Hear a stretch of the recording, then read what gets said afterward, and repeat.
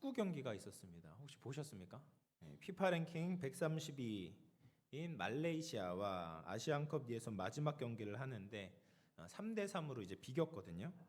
저는 이제 거의 느지막이 보기 시작을 했습니다. 그래서 2대 2부터 전 봤는데 2대 2에서 페널티킥으로 한 점을 얻긴 했는데 뭔가 불안했어요. 그런데 결국 동점을 내주고 말았습니다. 근데 더 답답한 것은 경기 후에 이 클린스만 감독의 인터뷰 내용이죠. 뭐라고 이야기했냐면 양 팀 앞에 6골이 터진 흥미진진한 경기였다. 그러면서 가장 먼저 자신들이 동점이 이제 비기게 된 이유가 판정에 대해서 이야기를 했습니다. 이 실점이 판정 때문에 나왔다라고 이야기를 하는 거죠. 그래서 지금 국민들이 굉장히 답답해하지 않습니까? 뛰지 않는 국민들도 알고 있고 선수들도 알고 있는데 이 감독이라는 사람이 상황의 심각성을 모르는 거죠. 그러면서 아시안컵 우승을 할 수 있다라고 자신만만해하고 있습니다.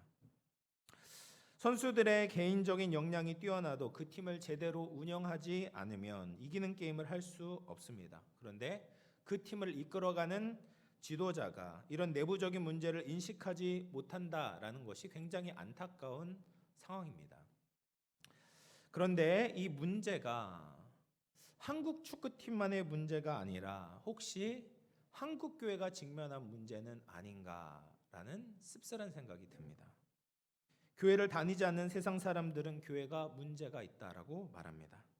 뿐만 아니라 교회를 다니는 사람들도 이렇게 가다가는 교회 존폐를 걱정해야 된다라는 것을 알고 있습니다. 그럼에도 문제를 객관적으로 진단하고 직면하기보다는 어떻게든 되겠지, 은혜롭게 잘 되겠지라는 아니란 생각을 가지고 있진 않은가라는 생각이 드는 것이죠. 저는 담임 목회자로서 당연히 한국교회가 잘 되고 영암교회가 잘 되기를 그 누구보다도 바랍니다. 근데 무엇이 잘 되는 것일까? 하나님의 뜻에 순종하는 교회가 잘 되는 교회입니다. 하나님께서 우리에게 맡기신 교회의 사명을 잘 감당하는 교회, 하나님께서 다시금 부흥의 은혜를 베풀어 주실 줄로 믿습니다. 그러기 위해서 우리는 성경에 비추어서 교회가 감당해야 되는 역할이 무엇인지 다시 살펴볼 필요가 있습니다. 오늘 말씀은 교회의 본질과 관련해서 굉장히 중요한 말씀입니다. 가장 먼저 말씀드릴 것은 교회는 굉장히 영광스러운 존재다라는 거예요. 교회는 누가 뭐라고 해도 이 땅의 소망이고 하나님의 비전을 이루는 핵심적인 공동체입니다. 본문 말씀 속의 제자들을 보면 정말 형편이 없었습니다. 안식 후 다음 날 아침에 예수님이 부활했다는 소식을 여인들을 통해서 전해 들었습니다. 그럼에도 불구하고 제자들은 매우 두려워했습니다. 당연히 두려웠겠죠. 예수님을 증오해서 십자가에 매달았던 그 주동자들은 유대 사회의 최고의 권력자들이었습니다. 유대 지도자들도 예수님을 죽이는 것은 쉽지가 않았습니다. 왜냐하면 예수님의 추종자들이 많이 있었기 때문에 반대 여론을 잠재우기 위해서는 예수님을 반드시 십자가에 매달아 죽여야만 했습니다. 그러나 예수님의 제자들은 예수님과 달리 능력도 없었고 지지 세력도 없었기 때문에 사회에서 매장시키는 것은 큰일이 아니었습니다. 제자들은 예수님의 부활 소식을 들었지만 여전히 확신이 없었고 유대인 세력이 두려워서 문들을 잠그고 있었다. 오늘 말씀은 그렇게 이야기를 합니다. 문들을 잠갔다는 것은 어떤 문을 잠갔을까요? 맨 바깥문도 잠갔겠고 방문도 잠갔고 그들이 잠글 수 있는 모든 문을 잠그는 겁니다. 그렇게 모든 문들을 잠그고 스스로를 가두고 있었던 것이죠. 이런 거대한 적들을 가졌던 제자들의 마음이 어땠을까요? 절망스러웠겠죠. 앞으로 어떻게 살아야 하나 걱정이 되었을 것입니다. 세상에서 이들처럼 초라한 사람들은 없었습니다. 그런데 예수님은 이런 제자들을 그대로 두시지 않았습니다. 자신들이 무가치하다라고 여겼을 때 예수님께서는 그들에게 찾아가 자부심과 기쁨을 허락하여 주셨습니다. 요한복음 20장 19절 말씀인데요. 같이 읽어보겠습니다. 시작. 안식 후 첫날 저녁 때에 두려워하여 모인 곳의 문들을 닫았더니 예수께서 오사 가운데 서서 이르시되 너희에게 평강이 있을지어다. 그 근거가 무엇이냐면 예수님께서 그 제자들 한가운데 서 계시다라는 겁니다. 보잘것없는 그 모임 가운데 예수님이 함께 계신 겁니다. 이것이 교회의 영광입니다. 겉으로 볼 때 제자들은 형편없는 루저였습니다. 그들은 용기도 없고 담력도 없었습니다. 세상에 자랑할 것도 내세울 것도 없었습니다. 유대인들에게는 거리끼는 것이었고 이방인에게는 미련한 것이었고 로마인들에게 그리스도인들은 여론을 돌리기 위한 희생양에 불과했습니다. 이것이 세상의 평가이죠. 그런데 예수님이 지금 어디에 계십니까? 예수님은 유대인의 성전에 계신 것도 아니고 헬라인들이 지혜를 나누었던 아고라 광장에 계신 것도 아니고 로마 황제가 있었던 왕궁에 계신 것도 아니라 제자들 한가운데 서 계신다라는 거예요. 진정한 왕 대신 예수님께서는 제자들과 함께 계셨습니다. 아무리 화려해도 예수님이 없는 곳은 성전이 아닙니다. 하나님이 없는 곳, 예수님이 떠난 곳은 생명이 없습니다. 예수님이 거하시는 교회만이 젖과 꿀이 흐르며 축복의 강이 흐르는 곳입니다. 그 예수님을 모신 교회만이 평강이 있는 것입니다. 사랑하는 성도 여러분, 예수님이 주신 평강을 누리시기를 축복합니다. 이 세상이 우리를 짓누른다고 해도 겁박한다고 해도 우리는 주님이 주시는 평강이 있습니다. 부활하신 주님이 여전히 살아서 우리와 함께 계십니다. 그러므로 세상은 절대로 이 평강을 빼앗을 수 없습니다. 예수님이 주신 이 평강을 늘 누리며 살아갈 수 있는 저와 여러분 되기를 주님의 이름으로 축원을 드리겠습니다. 그렇게 십자가에 달리신 온 세상의 왕이신 예수님이 드디어 돌아오셨죠. 제자 공동체, 다시 말해서 하나님의 교회는 이제 든든합니다. 평안하고 기쁨이 넘칩니다. 그런데 예수님이 거기서 멈추지 않으십니다. 요한복음 20장 21절 말씀입니다. 같이 읽어보겠습니다. 시작. 예수께서 또 이르시되 너희에게 평강이 있을지어다. 아버지께서 나를 보내신 것 같이 나도 너희를 보내노라. 이제 조금 평강이 찾아왔는데, 세상과 분리해서 안정을 찾았는데 다시 적들이 우글거리는 세상으로 제자들을 보내신다라고 말씀하세요. 여러분, 이것이 너무 중요한 말씀인데요. 이것을 두 부분으로 나누어서 생각해 볼 수 있습니다. 먼저는 하나님이 예수님을 보내셨다라는 거예요. 어디로 보내셨습니까? 세상으로 보내셨습니다. 그리고 무슨 일을 하게 하셨죠? 예수님을 보내신 하나님의 일을 감당하게 하신 겁니다. 요한복음 4장 34절, 예수께서 이르시되 나의 양식은 나를 보내신 이의 뜻을 행하며 그의 일을 온전히 이루는 이것이니라. 예수님은 이 세상에 하나님이 누구인지 알려주셨습니다.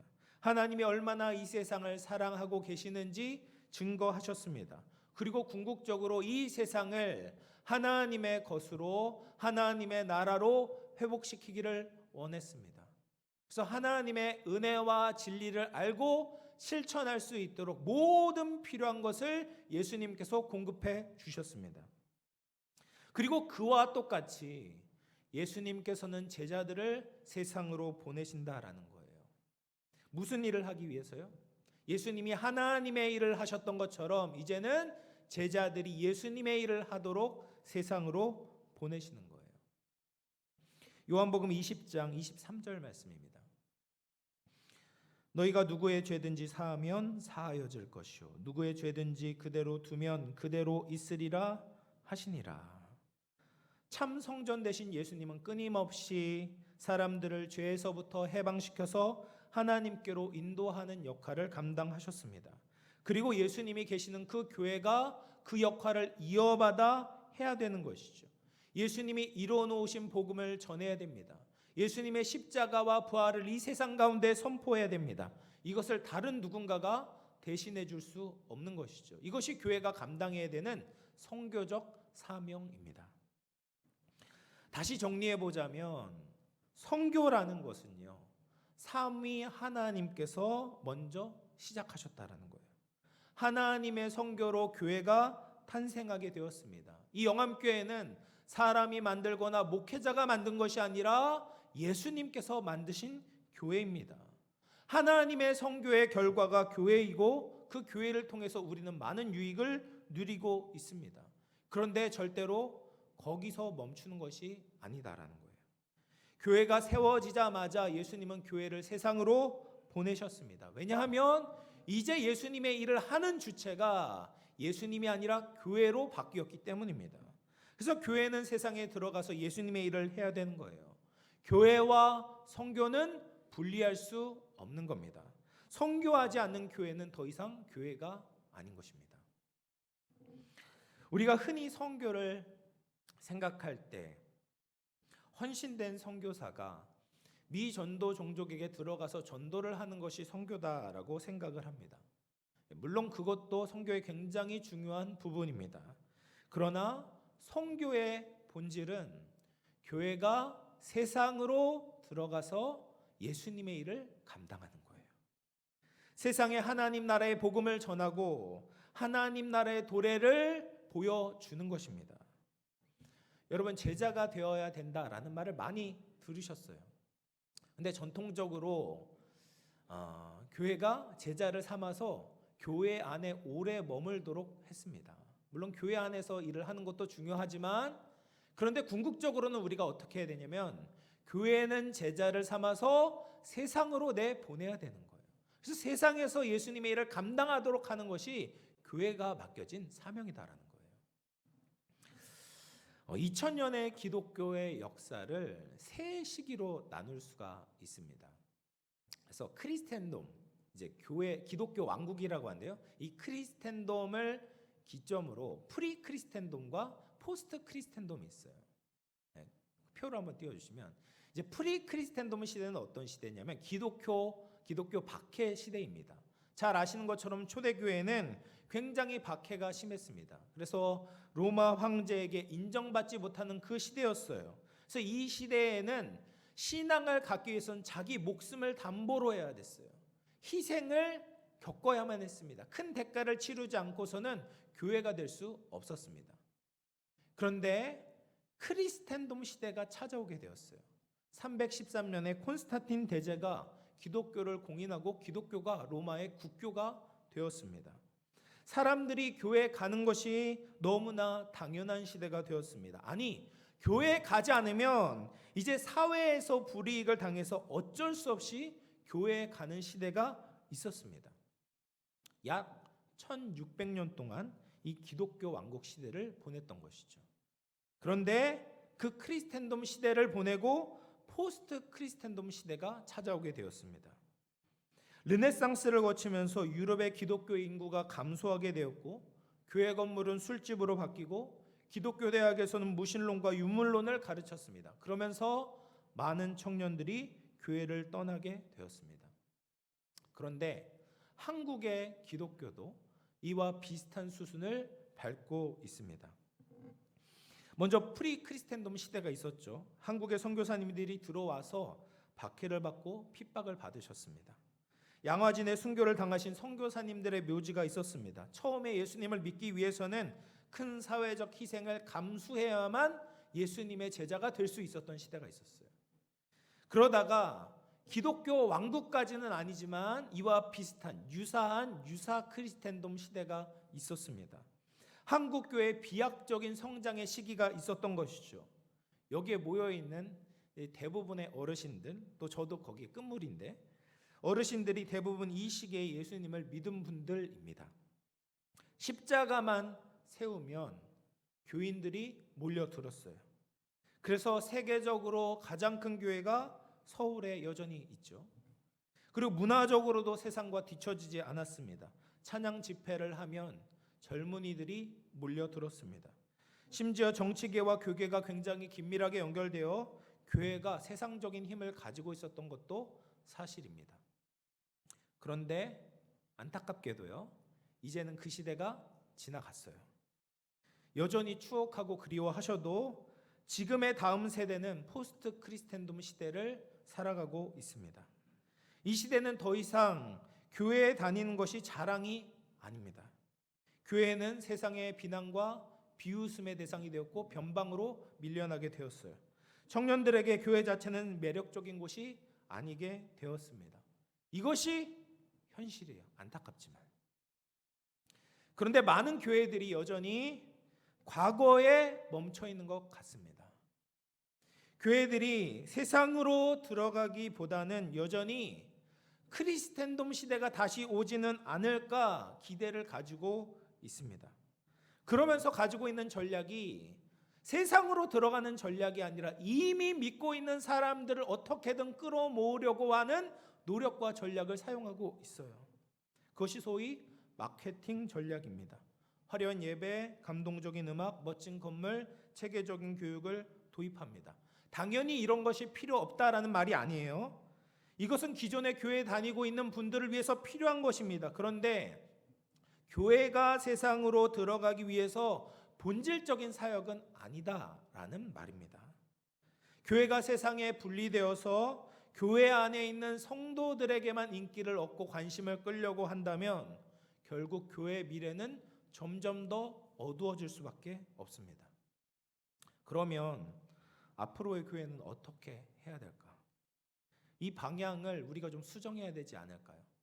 크리스텐돔 시대만을 그리면서 그 시대에 먹혔던 전략만 구사하는 것이 아니라 이제는 포스트 크리스텐돔 시대를 살아가고 있는 청년들, 비신자들, 불신자들에게 다가가는 어떠한 대책을 짜야 되지 않겠습니까?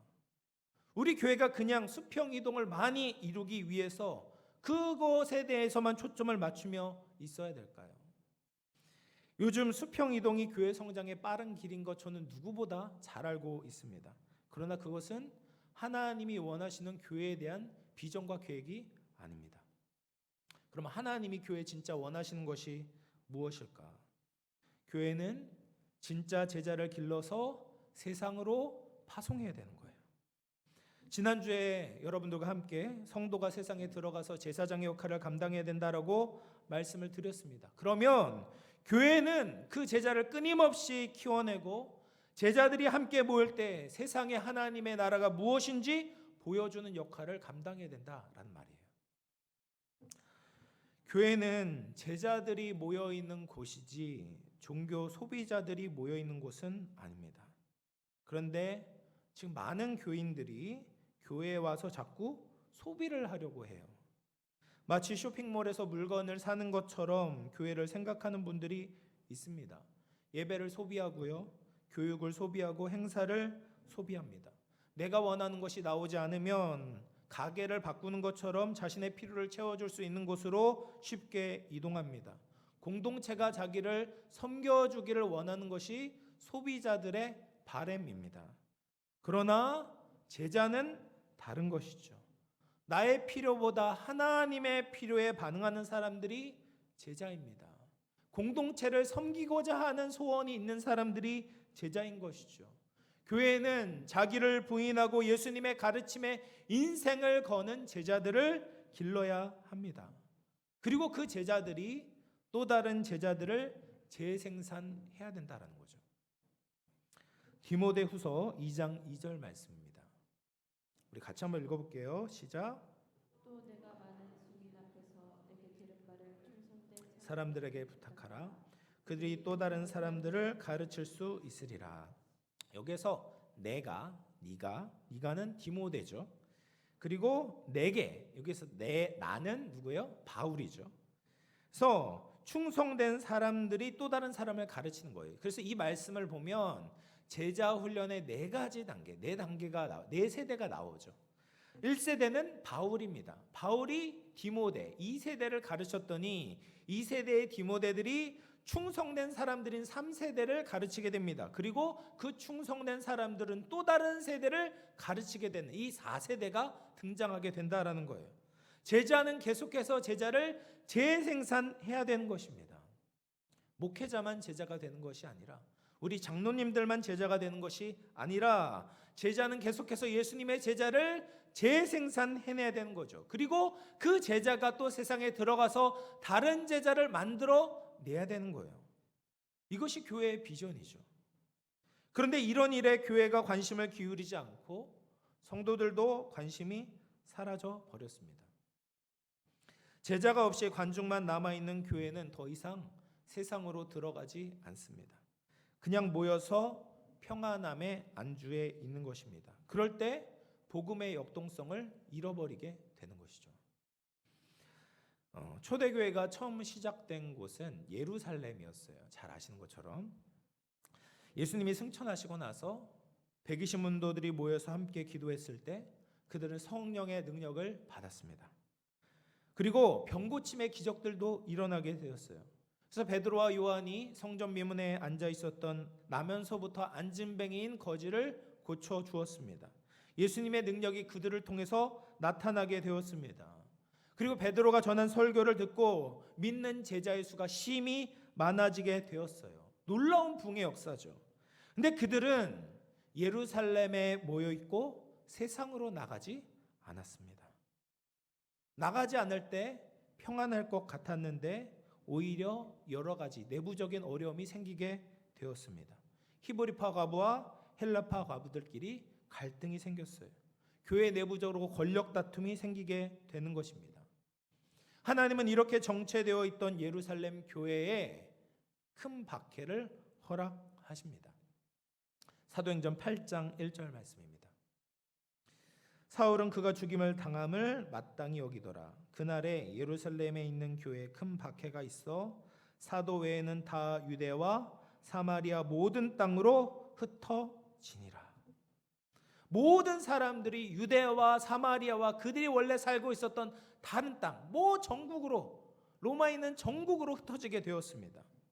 제자된 사람들이 그렇게 세상으로 흩어지면 교회의 힘을 잃어버릴 것 같았습니다. 그런데 그렇지가 않았어요. 사도행전 8장 4절 말씀입니다. 그 흩어진 사람들이 두루 다니며 복음의 말씀을 전할세. 흩어진 사람들이 두루 다니며 복음의 말씀을 전했습니다. 제자들이 세상 속으로 들어가서 예수님을 전한 겁니다.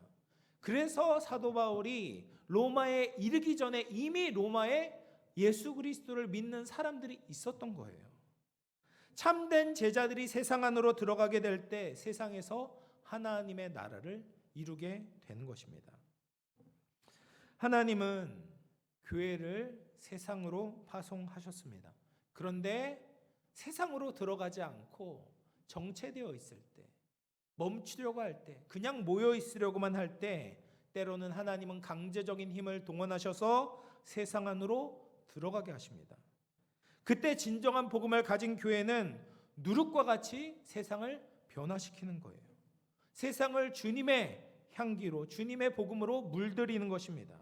그러기 위해서 교회는 성도를 제자로 준비시켜야 됩니다. 그리고 성도들은 제자가 되기 위해서 노력해야 된다는 거예요. 중국의 기독교 지도자 중에 워치만 리라는 사람이 있어요. 이 사람은 중국에서 작은 양떼 운동을 일으켰습니다. 그래서 교회를 세웠는데 가정들 안에서 소그룹으로 모였고 일상의 직업을 가진 아주 평범한 사람들끼리 말씀을 나누고 하나님의 교회로 살아냈습니다. 근데 공산주의자들이 1949년에 권력을 잡게 되었을 때 워치만 리 같은 교회 지도자들을 체포했고 선교사들을 추방했고 기독교 서적을 전부 불태워 버렸습니다. 이 마오쩌둥의 문화 대혁명은 중국 사회 안에 모든 종교를 없애려고 했던 것이죠. 그렇게 해서 이 세계와 중국이 이제 교류가 없었습니다. 그러다가 문호 개방을 하면서 다시 확인하게 되었을 때 200만 명의 기독교인들이 6천만 명으로 성장하게 되었습니다. 그리고 오늘날 중국에는 약 1억 6천만 명의 기독교인이 있습니다. 근데 반면 러시아 동방교회가 있어요. 이 동방교회는 그냥 각자 이렇게 말씀으로 살아내는 것에 관심이 없었고 세 가지에만 중점을 두었습니다. 첫 번째는 신성한 교회 건물, 두 번째는 예복을 입은 사제들, 세 번째는 예복을 입은 그 사제들이 집례한 예배에만 의존을 했던 것입니다. 그럴 때 공산주의자들이 러시아를 점령했을 때 교회 건물들이 몰수되었고 교회 모든 지도자들이 체포되었고 아니면 정부에 타협하게 되었습니다. 그러자 러시아 교회는 완전히 무너져 버렸어요. 다시 번성하지 못했습니다. 왜요? 러시아 교회는 성도들을 제자 만드는데 준비가 되어 있지 않았기 때문입니다. 그럴 때 핍박 앞에 교회가 힘을 잃어버리게 되는 것이죠. 우리가 코로나를 겪으면서 많은 성도들이 교회를 떠났습니다. 그런데 교회를 떠난 성도들만 잘못이 있는 것은 아닙니다. 그들은 당연히 교회를 떠날 수밖에 없었어요. 교회를 다녔던 이유는 예수님의 제자여서 교회에 나온 것이 아니었습니다. 그냥 습관적으로, 관성적으로 가족들이 이뤄놓은 전통 때문에 겨우 교회에 붙어 있었습니다. 교회는 이렇게 신앙생활했던 사람들을 건드리지 않고 그냥 두었습니다. 사람들을 더 많이 모으기 위해서 소비자들의 심기를 건드리지 않았던 것이죠. 그런데 2년 정도의 코로나의 기간을 겪으면서 겨우 붙들어 두었던 소비자들이 마구 떨어져 나갔습니다. 물론 다른 교회로 옮겨간 사람들도 있었지만 세상의 쾌락을 소비하겠다고 교회를 등진 사람도 많아졌습니다. 이제 우리는 달라져야 되는 거죠. 한국 교회는 달라져야 됩니다. 제자를 삼아야 합니다. 세상의 가치가 아닌 하나님 나라의 가치로 무장되어 세상으로 침투하는 제자들이 나와야 합니다. 그리고 그 제자들이 또 다른 제자를 삼는 예수님의 지상 명령을 우리가 함께 수행해야 합니다. 이 교회의 본질로 돌아가지 않는다면 교회에는 소망이 없을지 모릅니다. 예수님께서 제자들을 보내셨잖아요. 두 번째 제자들을 보내시면서 평강이 있을지어다. 두 번째 그렇게 말씀하셨잖아요. 평안은 움직이지 않고 문을 잠그고 계속 모여 있는다고 유지되는 것이 아닙니다. 결국에 그러면 깨지게 되어 있어요. 예수님의 말씀에 순종할 때 평안이 오는 것입니다. 교회가 세상에 들어가고 선교적 사명을 감당할 때 또 다른 평안이 찾아오게 되는 겁니다. 그것이 바로 역동적인 평안입니다. 교회는 자전거와 같습니다. 가만히 멈추려고 하면 넘어져요. 그러나 앞으로 나아가려고 하면 균형이 잡히게 되는 것입니다. 넘어지지 않습니다. 교회 본질이 무엇입니까? 선교이죠. 세상으로 들어가는 것이죠. 그것을 감당할 때 우리는 넘어지지 않고 하나님의 일을 계속해서 감당할 수 있는 것이죠. 그래서 교회는 세상에 들어가도록 독려하고 준비시키는 것입니다. 그렇지 않으면 결국 예수님이 주시는 진짜 평안을 맛볼 수 없게 됩니다. 제가 2월 중에 2월 셋째 주에 이제 구정 연휴가 지나고 나서 성경 공부를 지원을 받으려고 해요. 이 성경 공부는 그냥 성경을 많이 알려주고 지식을 쌓게 하려고 개설하는 것이 아닙니다. 여러분들이 제가 제자가 되어서 세상에 들어갈 수 있도록 준비시키는 것입니다.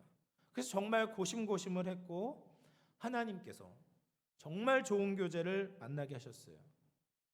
저는 일부 사람들만 예수님의 제자가 되어야 된다고 절대로 생각하지 않습니다. 여러분 모두 예수님의 제자가 되어야 됩니다. 아니면 또 다른 쓰나미가 몰려오게 될 때 우리 교회도 표류할 수밖에 없는 것이죠. 그러나 우리 교회가 예수님이 말씀하셨던 그 교회의 본질을 지키며 세상으로 들어가는 교회가 될 때 어떤 상황에서도 흔들리지 않는 견고한 교회가 될 줄로 믿습니다. 사랑하는 성도 여러분, 이제 말씀을 마무리할 텐데요. 교회는 하나님께서 세상에 있던 우리를 부르신 성도들의 모임이죠. 에클레시아 맞습니다. 교회 안에 있으면 그래서 부활하신 예수님을 만나고 평강을 누릴 수 있습니다. 그런데 거기서 끝이 아닙니다. 교회는 세상으로 보냄받은 공동체입니다. 세상으로 들어가서 예수님의 일을 감당하게 될 때 그 일에 초점을 맞추며 살아갈 때 우리는 또 다른 차원의 평안을 얻게 됩니다. 기쁨을 얻게 되는 것입니다. 예수님의 이 거룩한 부르심에 반응할 수 있기를 축복합니다. 그냥 교회만 왔다 갔다 한데 멈추지 마시고 예수님이 우리에게 맡기신 예수님의 일을 잘 감당함으로 세상 속에서 하나님의 영광과 축복을 흘려보낼 수 있는 저와 여러분 될 수 있기를 주님의 이름으로 축원을 드리겠습니다. 우리 말씀을 생각하면서 한번 기도하도록 하겠습니다. 하나님 아버지, 우리 영암교회가 세상으로 보냄받아 예수님의 일을 감당하는 교회 되기를 원합니다. 선교적인 교회, 열방으로 복을 흘려보내는 교회 되게 하여 주시옵소서. 그러기 위해서 우리가 먼저 성령의 능력을 받아야 되겠습니다. 담대한 제자가 되어야 되겠습니다. 이 시대의 사명을 감당하며 세상에 주님의 빛을 비추는 영암교회